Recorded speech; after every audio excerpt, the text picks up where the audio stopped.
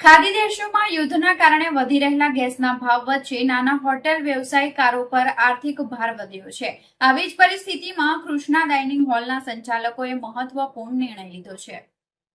Krishna dining hall છેલ્લા 20 થી 22 વર્ષથી લોજ અને ભોજન સેવા આપતું આવી રહ્યું છે। અહીં રોજ સવાર અને સાંજ મળી અંદાજે 200 થી 300 લોકો જમવા આવે છે।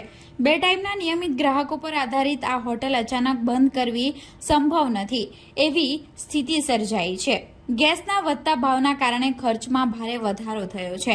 સંચાલકોના જણાવ્યા મુજબ હાલ ગેસ સિલિન્ડરનો ખર્ચ 4 થી 5,000 રૂપિયા સુધી પહોંચી ગયો છે, જેના કારણે હવે વિકલ્પ સ્વરૂપે કોલસાની ભઠ્ઠી શરૂ કરવાની ફરજ પડી છે।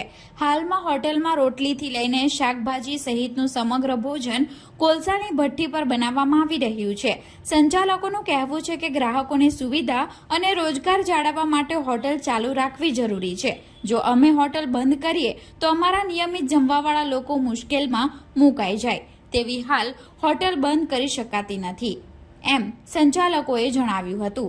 શહેરમાં વધી રહેલા ખર્ચ વચ્ચે નાના વેપારીઓ કેવી રીતે સંઘર્ષ કરી રહ્યા છે તેનો આ એક જીવંત દાખલો છે। મારું નામ વરુ રઘુવીર જસુભાઈ।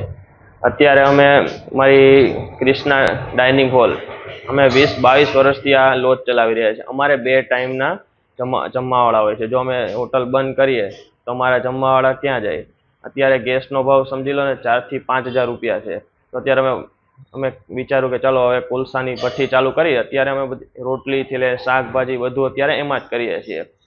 અહીંયા અમારે સવાર સાંજ 200 થી 300 લોકો જમવા આવે છે, એટલે અમે બંધ પણ નથી કરી શકતા। જો બંધ કરીએ તો રોજના ગ્રાહક અમારા ક્યાં જાય?